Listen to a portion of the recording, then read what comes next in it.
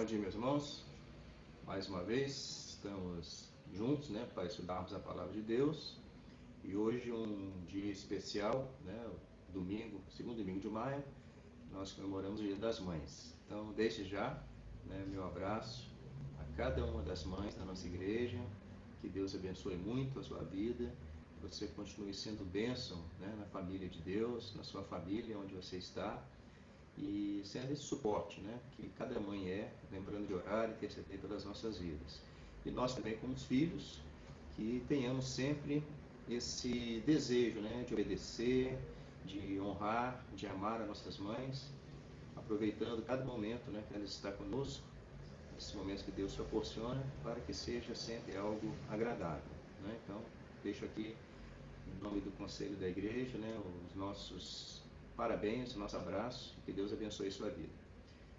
Sem mais delongas, então, nós vamos primeiro orar, pedindo para que Deus nos abençoe, nos ajude, que tenhamos um estudo proveitoso, que sejamos edificados com a palavra de Deus. Vamos orar então. Pai, muito obrigado pelo teu amor, pela tua graça. Te louvamos, ó Pai, porque o Senhor é um Deus de misericórdia. Te louvamos pela vida de cada uma de nossas mães. Muito obrigado, Senhor Deus, porque o Senhor tem colocado essas mulheres nas nossas vidas para cuidar de nós, para nos ajudar, ó Deus, a instruir nos caminhos do Senhor. Te louvamos por cada uma, te agradecemos pelas suas vidas. E agora, quando vamos estudar a tua palavra, que o Senhor nos abençoe, nos ajude, nos dê entendimento, para que tudo aquilo que falarmos, tudo aquilo que ouvirmos também, ó Deus, que seja para engrandecimento do teu reino, para aperfeiçoamento para a nossa fé. Te louvamos assim, em nome de Jesus. Amém. Bem, meus irmãos, nós estamos estudando a lição, que é essa daqui, ó. Aliás, vamos sair aqui, vamos apresentar só. Deixa eu aumentar aqui a tela. Opa, volta lá. Então, essa aqui é a palavra vida, eu mesmo e os outros, e o papel e o lugar do cristão em uma sociedade individualista. Nós vamos estudar hoje a lição número 4, nós já tivemos algumas lições, 3 lições, na verdade, gravadas, que você pode rever se você ainda não viu, ou se quiser tirar alguma dúvida, nós temos as mídias sociais da igreja, que é o YouTube e o Instagram. Lá você pode conferir, você pode novamente assistir a aula e tirar alguma dúvida. A vantagem de você gravar é que fica aí para qualquer momento que você puder acessar. Se você também quiser, compartilhe com outras pessoas que você sabe que vai também aproveitar. Então, a lição número 4, hoje, que tem esse tema aí, ó, autonomia. A vida é minha. Então, nós estamos estudando nesse trimestre justamente essa questão do individualismo, das pessoas acharem que pode fazer o que quiser com a vida delas, desfrutar da vida ou dispor da vida da melhor maneira que ela achar ou que ela entender que deva. Mas o que nós temos visto, já começamos a estudar, é que a nossa vida pertence a Deus. Uma vez que pertence a Deus, é Ele que tem o controle, é Ele que domina a nossa vida. Eu costumo dar um exemplo daquele coração com um trono. Quem é que senta no trono da sua vida, no centro do seu coração? Se é Deus, Ele que governa. Se é você, você que governa. Então, é bom que seja Deus que governe a nossa vida. Então, essa autonomia ela é muito limitada.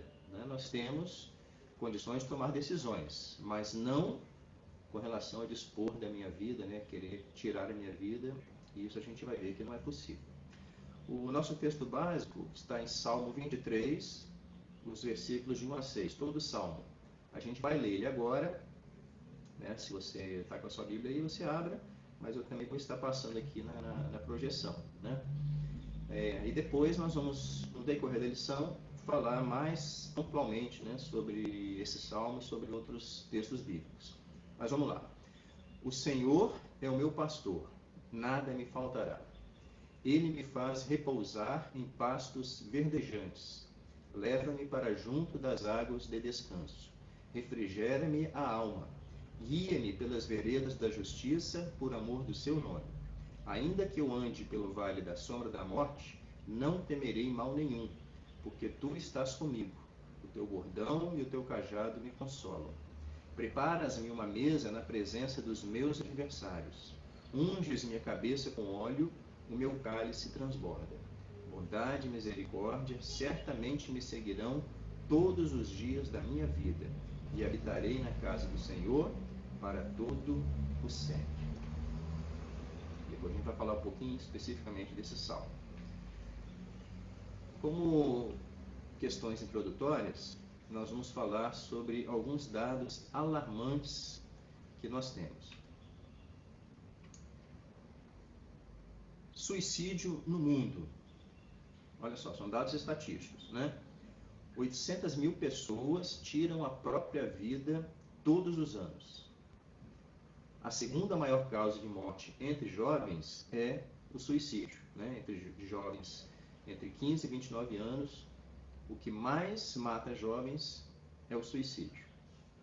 No Brasil, né, 17% da população, né, já pensou em tirar a própria vida em algum momento, e 38% dos suicídios são concentrados na região sudeste, né, justamente a região que a gente mora, né? Aqui, Rio, São Paulo, Espírito Santo e Minas. 11 mil tiram a vida todo ano, né, por meio do suicídio. Essa é a quarta maior causa de morte entre jovens de 15 a 29 anos no Brasil. No mundo é segundo, no Brasil já está em quarto. Um dado interessante também é que a cada 30 pessoas, 5 já pensaram em suicídio. Uma coisa triste. Mortes por suicídio no Brasil. Esse é um estudo que foi feito de 2011 a 2016. Né? Esse é só um comparativo interessante. As mulheres, né, que morrem por suicídio são em torno de 21% e os homens 79%. Então, do total de 62.804 mortes, né, 21% foram as mulheres, né, e 79% os homens.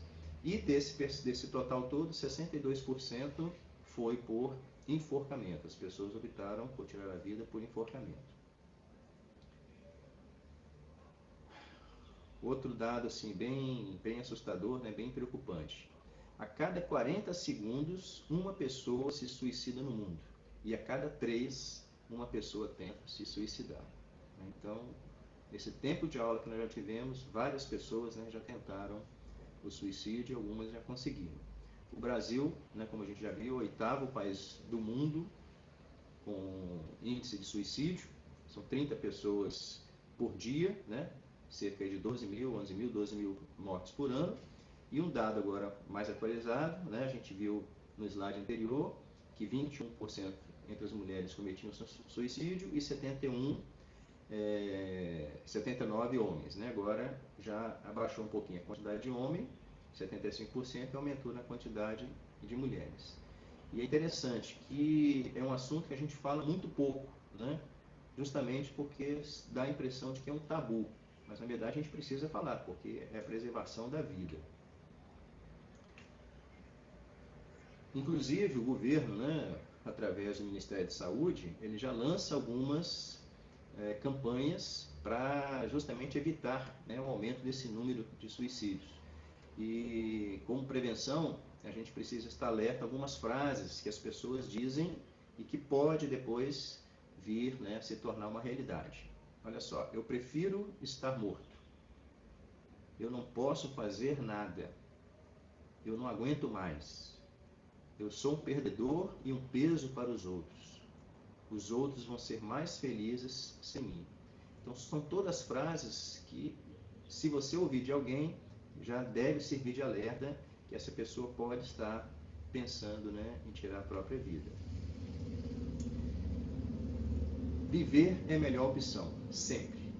Então, por mais dificuldade, né, mais problemas que a gente possa enfrentar, a vida é sempre a melhor opção. E existe hoje o Setembro Amarelo, né, que é o mês mundial de prevenção do suicídio, que vai tentar trabalhar isso para que as pessoas mudem, né, a sua mente e não queiram tirar a vida, mas pelo contrário, queiram lutar por ela, né, que esse é o nosso objetivo. O enfrentamento, então, das situações opressivas e desesperadoras da vida requer uma visão bíblica do mundo que nos permita enxergar a ação e o cuidado permanente de Deus por nós. Situações opressivas e desesperadoras qualquer um de nós pode passar, sendo crente ou não. O modo como nós enxergamos isso, né, e por meio da lente da Bíblia, né, que é justamente a palavra de Deus, ela vai nos permitir nos manter serenos, tranquilos, para a gente enfrentar essas situações de crise. Vamos ver agora, irmãos, com relação ao suicídio. Nós vamos ver dois tópicos, um, a visão do suicida, e o outro, a visão bíblica. Então, o que é? O que é suicídio? Suicídio nada mais é do que o ato voluntário, intencional de tirar a própria vida.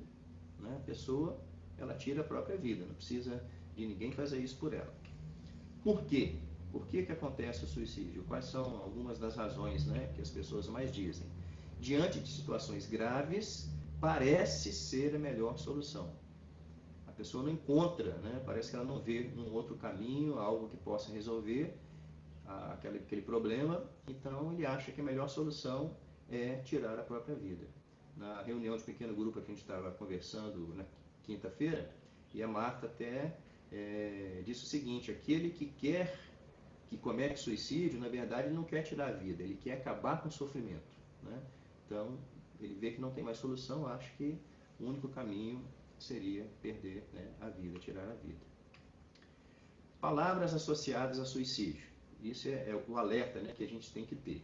Olha só, a raiva, as pessoas podem tirar a vida por um momento de raiva, de desânimo, por falta de esperança, por desamparo, por falta de valor, por depressão. A depressão, inclusive, é algo que a gente tem que estar sempre vigiando, que ela é muito perigosa. Ela atinge tanto crente quanto não crente. Então, a gente tem que estar atento a isso aí. Medo, tragédias, às vezes a pessoa passa por uma tragédia grande, não consegue suportar e ela tira a vida. Vergonha, é um exemplo que a gente vai ver até na Bíblia que teve, daqui a pouquinho a gente vai falar. Vingança, por protesto, por ressentimento, por alívio da dor, por desespero e uma série de outros sentimentos. Então, a gente tem que estar atento a essas questões que nós estamos começando a falar aqui agora. Vamos ver agora, na visão também do suicida, sobre mitos e verdades. O que na verdade é mito e aquilo que realmente acontece. Então, olha só, um mito. Há quem fala não faz. A verdade é que 80 pessoas dos que cometeram suicídio, eles deram algum sinal. Então, isso é que é a verdade. Então, a gente precisa estar atento a essas questões.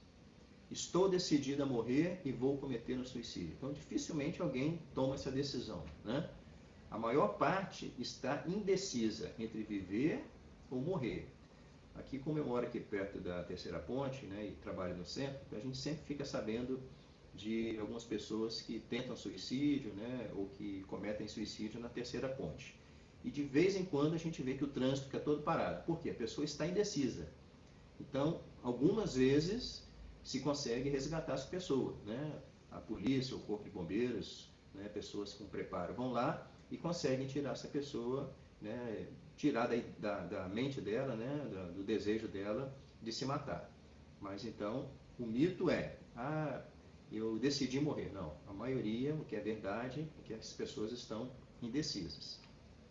O que não deixa de ser uma coisa boa, porque se está indeciso, ainda é possível reverter. Um mito também, o suicídio não é planejado. A verdade é que a maior parte dos suicídios é planejado semanas antes. A gente vê muito isso quando as pessoas deixam cartas. Deixam cartas escritas ou mandam uma mensagem, alguma coisa indicando o que ela vai fazer, o que ela pretende fazer, o que planeja fazer. Um outro mito, que as mulheres tentam e os homens realizam. Na verdade, a gente já viu que tanto homens como mulheres cometem suicídio. Suicídio. É claro que a gente viu também que o número de suicídios cometidos por homens é 5 vezes maior. Mas, tanto homens como mulheres cometem suicídio. Agora, por quê? A gente já viu, né, deu uma pincelada, mas a gente vai agora trabalhar assim. Por que as pessoas cometem suicídio? O que elas pensam? Né? A maneira como elas encaram as situações. O suicida pensa que ninguém sentirá falta dele, que a família e amigos estarão melhores sem ele. Então é um sentimento que ele acha que, como ele não tem peso, né, na família, ou as pessoas não vão sentir falta, então ele acha melhor tirar a vida. Para muitos, o objetivo não é a morte, mas sim dar um fim ao sofrimento emocional. Aquilo que a gente já comentou, que a Marta tinha até dado essa opinião, e bate realmente. Então a pessoa que comete suicídio, muitas das vezes, ela não quer tirar a vida em si, ela quer acabar com o sofrimento. E o suicídio é encarado como uma solução permanente para problemas impossíveis de resolver. A pessoa foca no problema, ela não consegue vislumbrar uma solução para aquele problema, ela acha que aquilo é impossível de resolver, então imagina que a única maneira seria acabar com a própria vida, né? Porque aí ela acabaria com o problema. Qual que é a visão de Deus e a compreensão sobre o suicídio? Então, até agora nós vimos um pouco sobre a visão da pessoa, né, ou daqueles que pensam em tirar a vida, aqueles que estudam, né, sobre pessoas que cometeram suicídio, o que elas acham.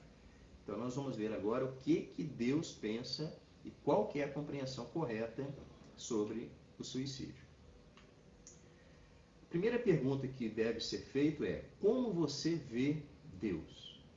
Porque o modo como nós vemos Deus vai influenciar como lidamos com as crises.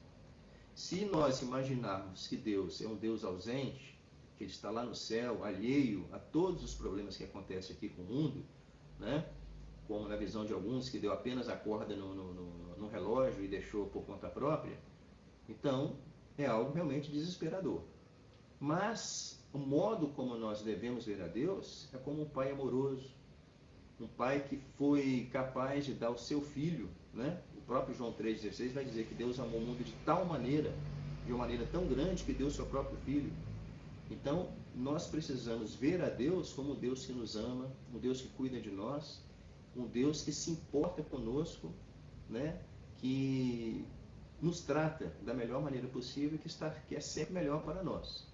Isso não quer dizer, irmãos, que nós não vamos enfrentar crises. A gente está passando, inclusive, agora por uma crise seríssima, né, na área da saúde, e que vão ter, se Deus não tiver misericórdia de nós, né, um destrinchamento aí, algo que vai impactar bastante a economia. E isso, com certeza, afeta a vida de todos nós, né? Mas a gente precisa saber que, nesses momentos, Deus está conosco.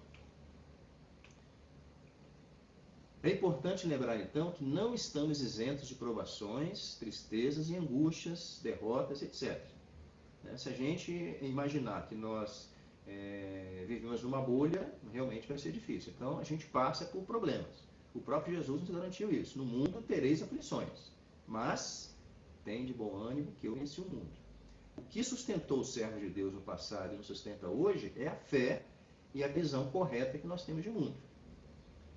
A nossa fé, ela não é uma fé cega, é uma fé baseada na palavra de Deus. Nós já vimos isso em lições anteriores. A nossa fé, ela se baseia na palavra de Deus, na Bíblia, um livro escrito por um período de aproximadamente 4.000 anos, por 1.600 escritores, por 1.600 anos, na verdade, né?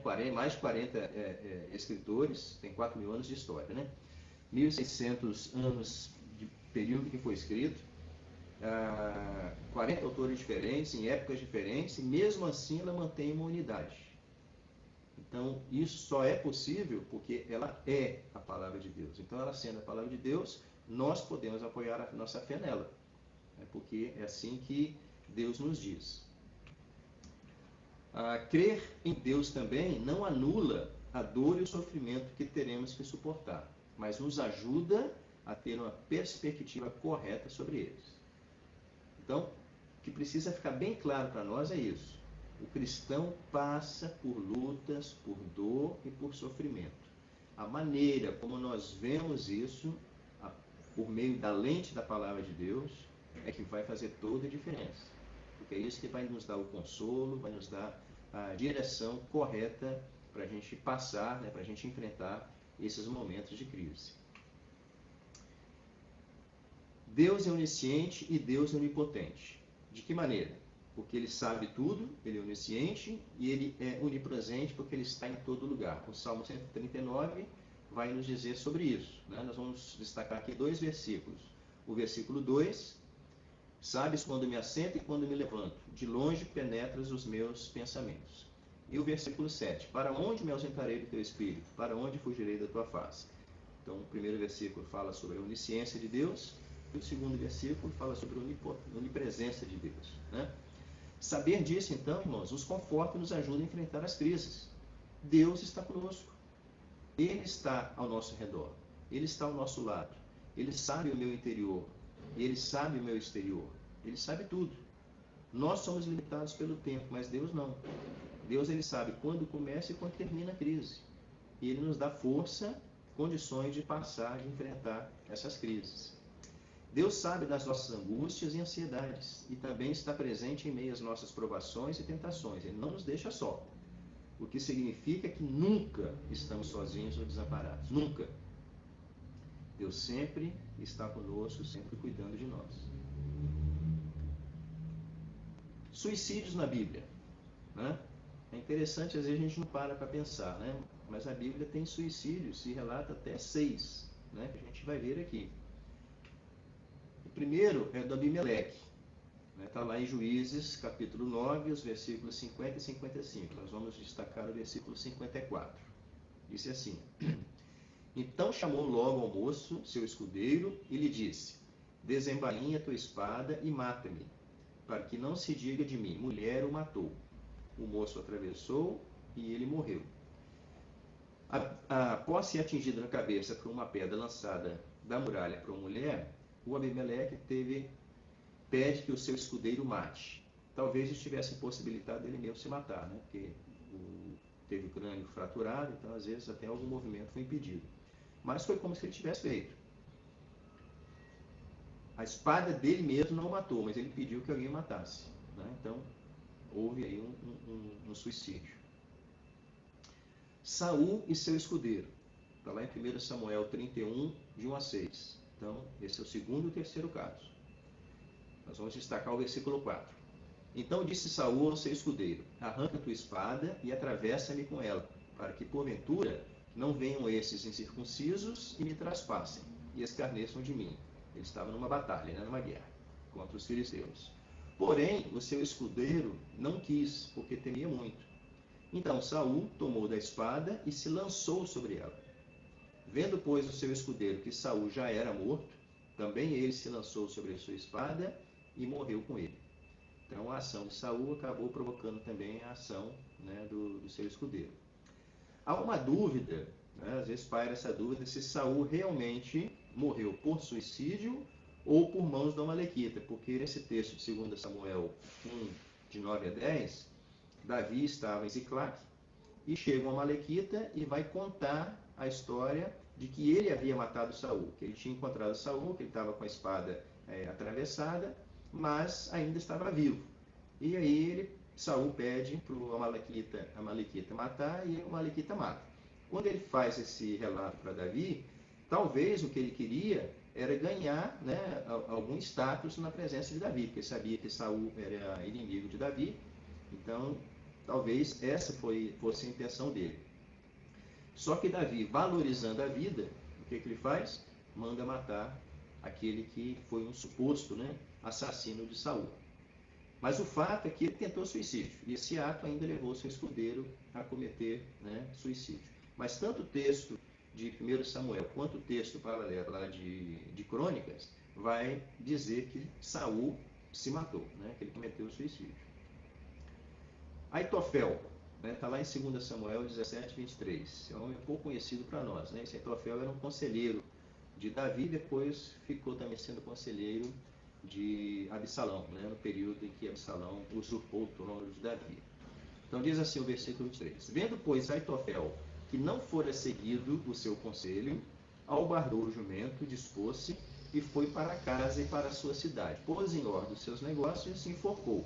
Morreu e foi sepultado na sepultura de seus pais. Olha aí os passos que nós já vimos sobre quem comete suicídio, né?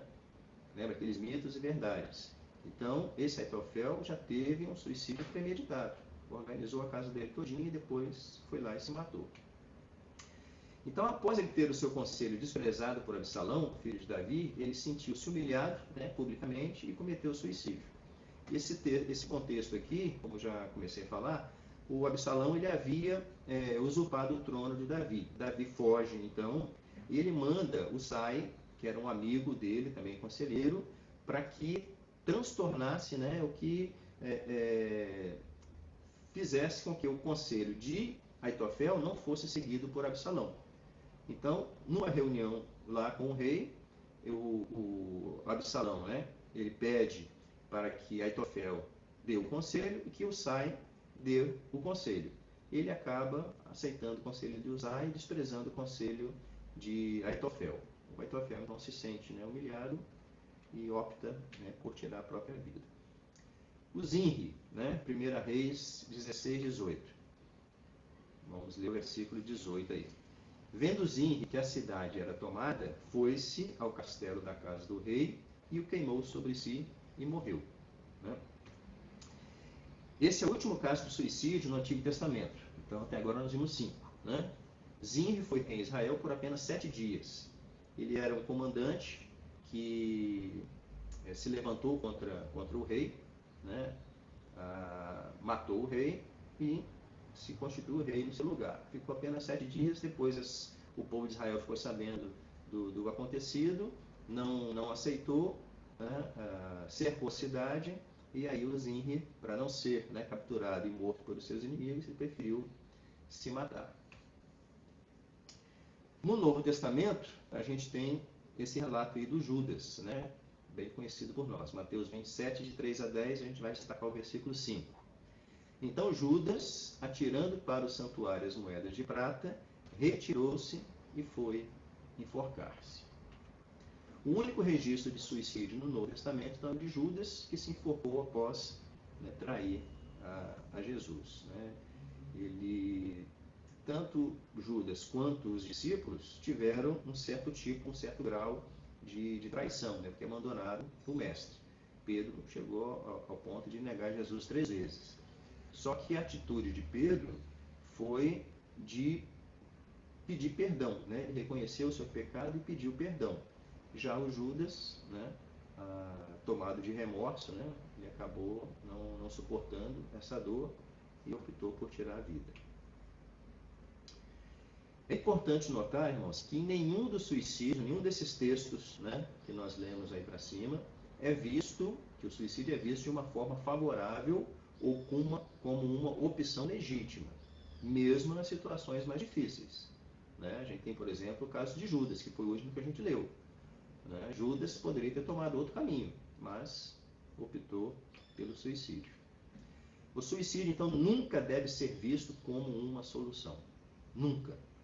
A gente vai agora tratar um pouquinho disso com o Salmo 23, né, que é o texto básico da nossa lição. Nós não vamos ler de novo, porque a gente já leu, mas em casa, se você quiser depois, você pode ler. Né? Vamos ver, então, algumas verdades importantes desse texto. Né? Primeiro, Deus é o nosso pastor, versículo 1. Né? Ele cuida de nós e, sendo assim, nada nos faltará. Então, ser o meu pastor e nada me faltará. Então, quando diz nada faltará, a gente tem que incluir todas as coisas. Né? Ele coloca aqui na balança e nada falta. Segunda verdade, nós não estamos sós. Nunca estamos sozinhos quando passamos por provações. O versículo 4 vai dizer, né? Tu estás comigo. Então é como se ele estivesse andando conosco ao nosso lado. É ele que nos apoia, é ele que nos ajuda. E a terceira verdade que a gente pode extrair é que nós temos consolo. Olha só, Deus se importa conosco e nos ama muito mais do que podemos imaginar. Diz que o teu bordão, a tua vara e o teu cajado me consolam. O bordão aqui, a vara, ele era utilizado para espantar os animais selvagens, né? Lobos, né? Que vinham atacar o rebanho. Então, era aquela proteção que tinha. Da mesma forma, Deus nos protege contra as ciladas do diabo, contra os nossos inimigos. E o cajado é aquele que tem aquela ponta, né? Como se fosse um guarda-chuva, e que serve para buscar aquela ovelha que caía num barranco, que estava longe, para trazer para perto. Então, esses dois, né, instrumentos, eles retratam justamente esse consolo que nós podemos ter, sabendo que Deus se importa conosco, que é aquele que nos protege e aquele que nos traz para perto. Uma outra forma, né, de tirar a vida, nós vimos o suicídio e vamos falar agora, mais breve, sobre a questão da eutanásia. O que é a eutanásia? A eutanásia é a morte provocada pela própria pessoa, né, por isso não deixa de ser um suicídio, ou por outros. Em geral, é buscada para aliviar a dor ou o sofrimento. A gente vê isso aí muito, né, naqueles casos que as pessoas estão passando por uma enfermidade que não tem cura, né, ou que às vezes essa pessoa tem muita dor e acaba ela buscando a eutanásia, né, assistida por médicos, ou a família, né, toma essa decisão.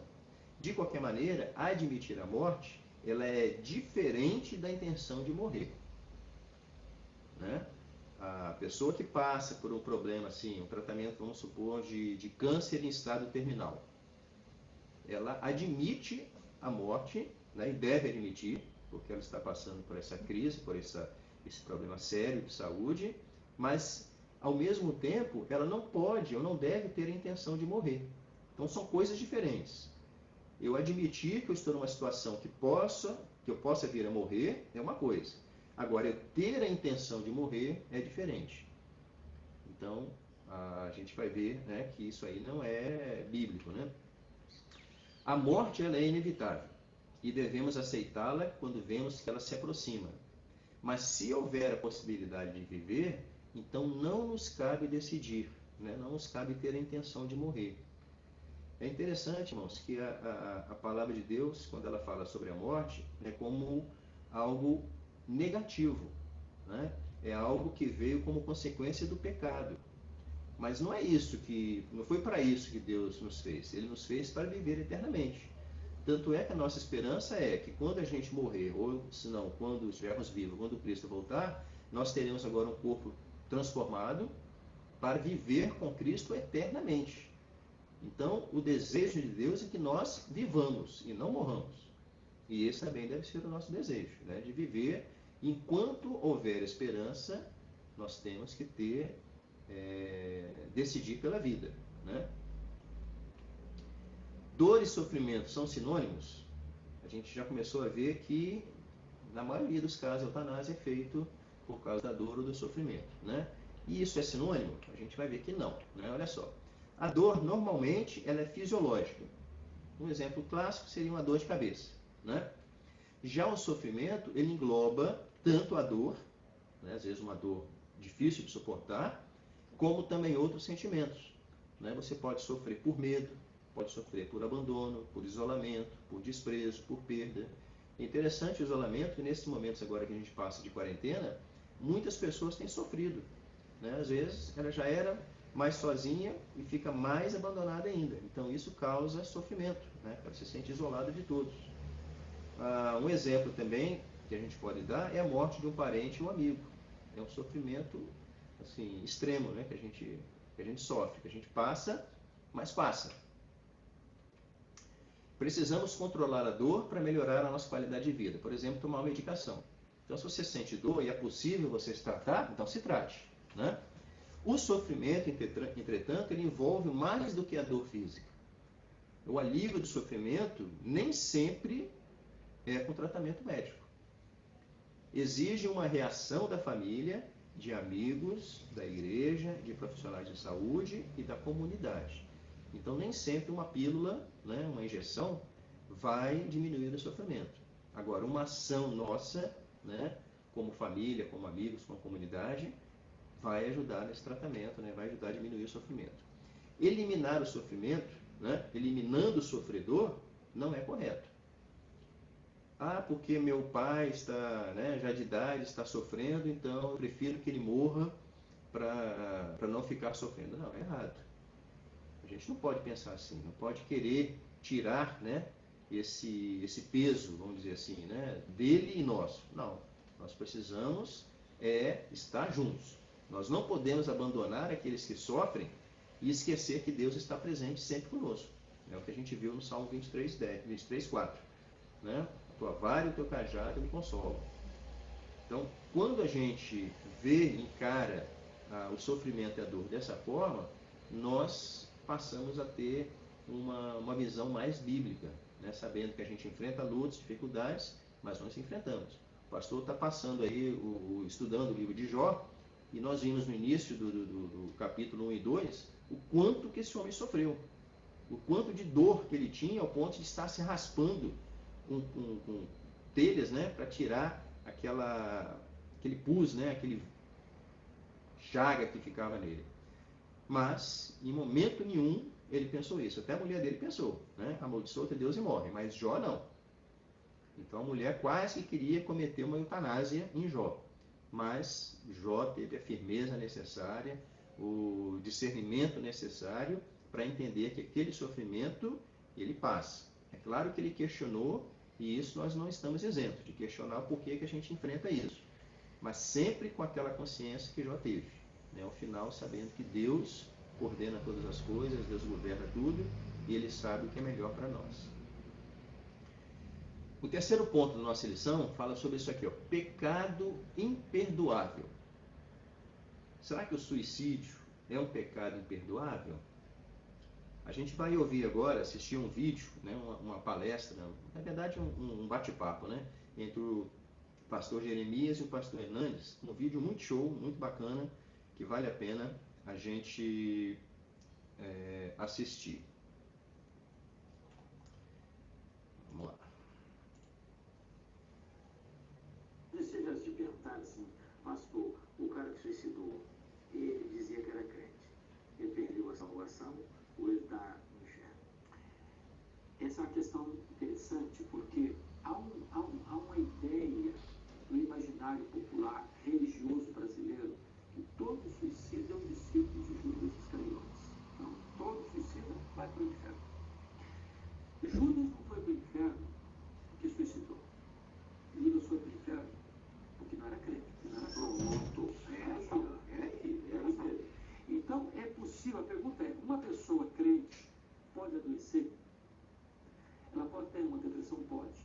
Se ela não for devidamente tratada, ela chega a um ponto, pode chegar a um ponto de desequilíbrio tal que ela não é mais 100% consciente dos seus atos.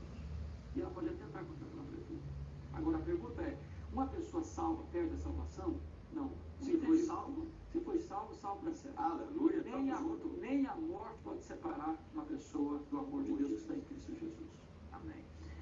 Ô, meu santo homem, nós podíamos conversar um pouco assim, como é que ajuda o cara a não chegar nessa vida. Entendeu? Ele parar aqui, ó. Ele não chegar ali, não. Ele parar aqui no meio da mesa.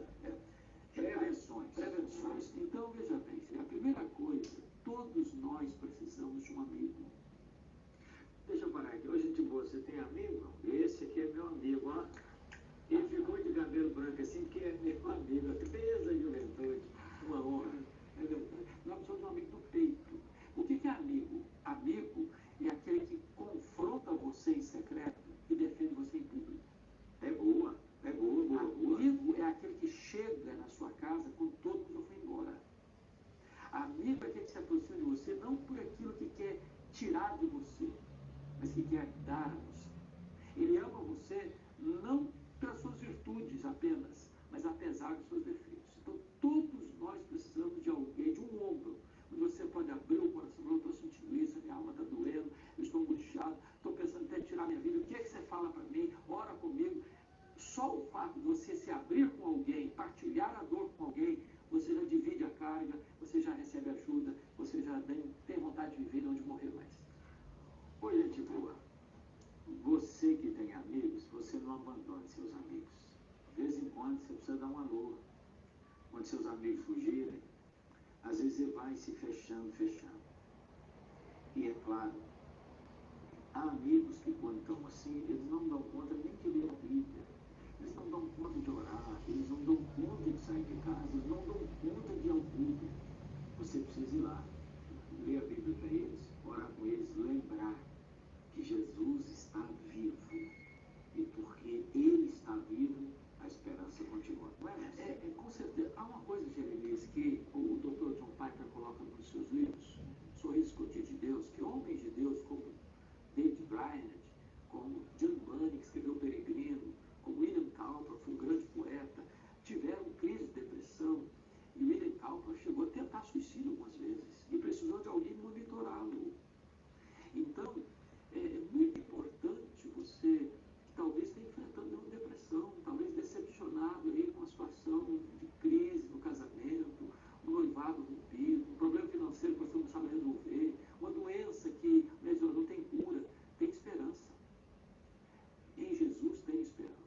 Você precisa buscar Jesus, você precisa se aproximar de alguém que ama a Deus para estender a mão para você. Essa crise passa, a depressão é cíclica, ela passa. O sol volta a brilhar, a esperança brota de novo. Por isso nós vamos orar por você. Senhor Jesus, dono da vida, o Senhor está vendo onde cada um está. Alcança ele.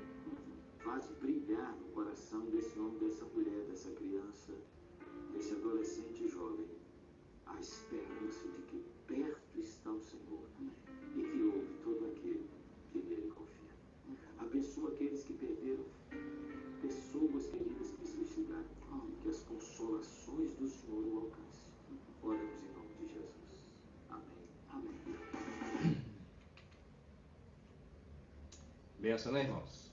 Palavra aí que nos incentiva, nos estimula a exercer esse ministério tão grande que é da comunhão, da amizade, né? Mas conforme o nosso tópico aí, né, se a pessoa que comete suicídio, né, ela vai para o inferno, como é que fica? Então, como os nossos irmãos bem falaram aí, aquele que comete suicídio não tem como pedir perdão, pois está morto, né? Por ser o assassinato de si mesmo, o suicídio realmente ele é pecaminoso. O ato de cometer suicídio, entretanto, não condena ninguém ao castigo eterno. O que condena é não ter a Cristo como seu Salvador. Como o pastor Hernandes, né, colocou muito bem ali com relação a Judas. O que fez Judas ir para o inferno não foi o fato dele ter cometido suicídio, né, ter se enforcado, mas o fato de ter negado a Jesus e não ter se arrependido. Para o cristão, não existe um ato ou pecado individual que possa apagar a salvação, mudar o seu destino eterno ou separar o crente de Deus, inclusive o suicídio, que é o Romanos 8:1, 37 e 39, né? Já agora, nenhuma condenação há para os que estão em Cristo Jesus. Então, deixar isso bem claro para nós, né? Um cristão, que às vezes a gente vê, né, algumas reportagens, pastor, algum irmão, né, cometeu suicídio, como o pastor Hernandes explicou muito, deixou muito bem claro, a pessoa pode chegar num nível de depressão, né, que é uma doença tão grande que ele chega às vezes a tentar cometer o suicídio, às vezes até a cometer, né, o suicídio. Agora, isso não faz dele um condenado ao inferno. Se ele tinha Jesus Cristo como Senhor e Salvador, se ele aceitou a Jesus como seu Senhor e Salvador, que teve a salvação, né, como a gente conhece muito bem, né, uma vez salvo, salvo para sempre. Então não é isso que vai determinar se a pessoa vai para o inferno ou não, mas o crer ou não em Jesus.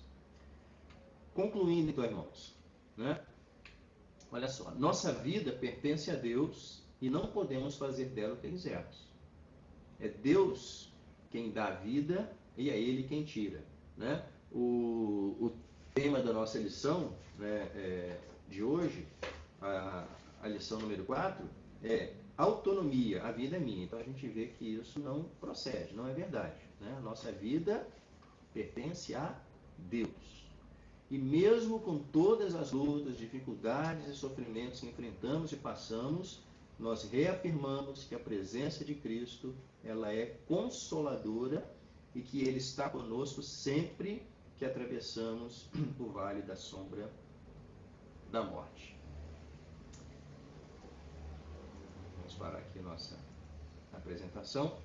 Então, que Deus te abençoe, que Deus te ajude e que você, meu irmão, né, minha irmã, seja um instrumento nas mãos de Deus para ajudar a outros a sair dessas crises, né, que muitas vezes passamos. Que a gente tenha o coração aberto, o coração disposto a ajudar as pessoas a vencer as lutas, vencer as dificuldades, porque fazendo assim nós estamos auxiliando, né, as pessoas a passarem por lutas e por dificuldades.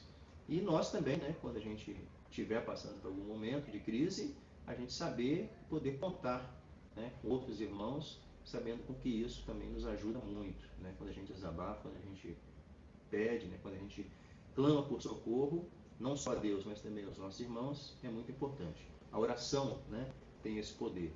Quando a gente expressa isso, pede por nós, pede por parentes, pede por pessoas que estão enfrentando lutas, já é uma demonstração da dependência de Deus, da dependência uns dos outros, né, como irmãos. Então, que Deus te abençoe. Hoje à noite nós temos novamente a palavra do pastor, culto às 19 horas. Domingo passado eu tive até a oportunidade de estar lá, né, na igreja. Foi um momento assim, muito especial, né, gravando o culto. Algo assim, bem bacana, né, a gente matar a saudade. E espero em Deus que em breve, né, a gente possa estar juntos, possa voltar, né, com as restrições que a gente vai com certeza enfrentar, mas retornar e começar a ter comunhão novamente. Então, que Deus abençoe, nos dê um dia na presença dele. Amém? Mais uma vez, né, lembrando das nossas mamães, que Deus as abençoe, conduza, dirija, para que sempre sejam servos do Senhor, fiéis a Ele. Amém? Deus abençoe a todos.